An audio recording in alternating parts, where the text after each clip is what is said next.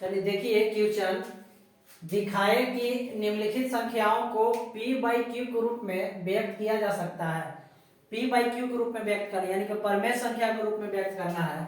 सर्वप्रथम आप लोग समझ लीजिए कि परमेय संख्या किसे कहते हैं। वैसी संख्या है जिसे p बाई क्यू के रूप में लिखा जाए और q does not equal to zero, यानी q बराबर नहीं होता जीरो के। q बराबर नहीं होता जीरो का मतलब क्या है? कहने का तात्पर्य है कि जो q के मान है यानी ऊपर वाला जो अंश है और नीचे वाला जो हर है, हर का मान कभी भी जीरो नहीं होगा। क्या होगा? 1 होगा, 2 होगा, 3 होगा, 4 होगा, इस तरह से अनंत हो जाएगा, मगर जीरो कभी नहीं होगा। इसी को हम लोग परमेय संख्या कहते हैं। अब देखिए इसको लिखना है p बाई क्यू के रूप में लिखना है दोस्त। देखिए यहाँ पे 6 पर बार दिया हुआ है, 6 पर रेखा दिया हुआ है, तो सर्वप्रथम इसको बनाने का तरीका है 6 पर रेखा दिया हुआ है तो 6 की जगह 6 लिख देंगे। पॉइंट के बदला में क्या लिखेंगे? पॉइंट के बदला में 1 लिखेंगे। पॉइंट के बाद एक संख्या है तो यहाँ पर एक तो जीरो बैठाएंगे। अब करेंगे क्या? 6 में से जीरो घटाएंगे तो 6 में से जीरो घटाएंगे तो 6 होगा। अब 10 में से कितना घटाएंगे? देखिए पॉइंट के बाद बिना बार वाला कोई संख्या नहीं है तो इसमें से एक घटाना है।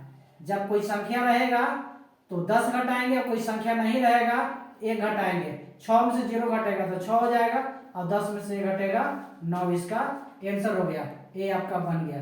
ठीक उसी तरह से जब बी बनाएंगे, देखिए 0.3 इस पर बार अगर दे देंगे तो इसका ही मतलब हो जाएगा 0.33333 अनंत बार। अब इसको हम लिखना p बाई क्यू के रूप में लिख सकते हैं। हाँ लिख सकते हैं, क्योंकि संख्या को पुनरावृत्ति हो रहा है, वही संख्या बार बार आ रहा है, तो इसको हम क्या लिखेंगे? 3 और बटा में क्या लिखेंगे? 1। पॉइंट के बदला में 1 और पॉइंट के बाद एक संख्या है तो यहाँ पर भी एक जीरो बैठा देंगे।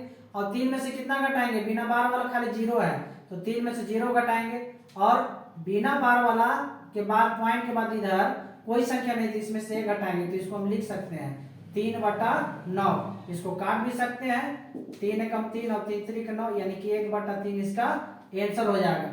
ठीक उसी तरह से सी बनाएंगे। देखिए यहाँ पर 0.59 लिखा हुआ है, एक संख्या पर बार दिया हुआ है तो इसको हम लिख सकते हैं 59। कितना टोटल लिखेंगे? 059 लिखिए, चाहे 59 लिखिए।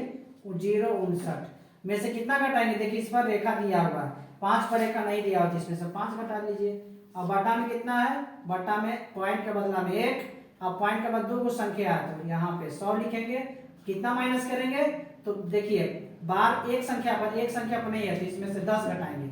59 में से 5 जाएगा तो 59 में से 5 जाएगा, 9 में से 5 जाएगा, 4 54 बचेगा और 100 में से 10 जाएगा, 90 बचेगा। आप इसको काट भी सकते हैं, चाहे नहीं भी काट सकते हैं।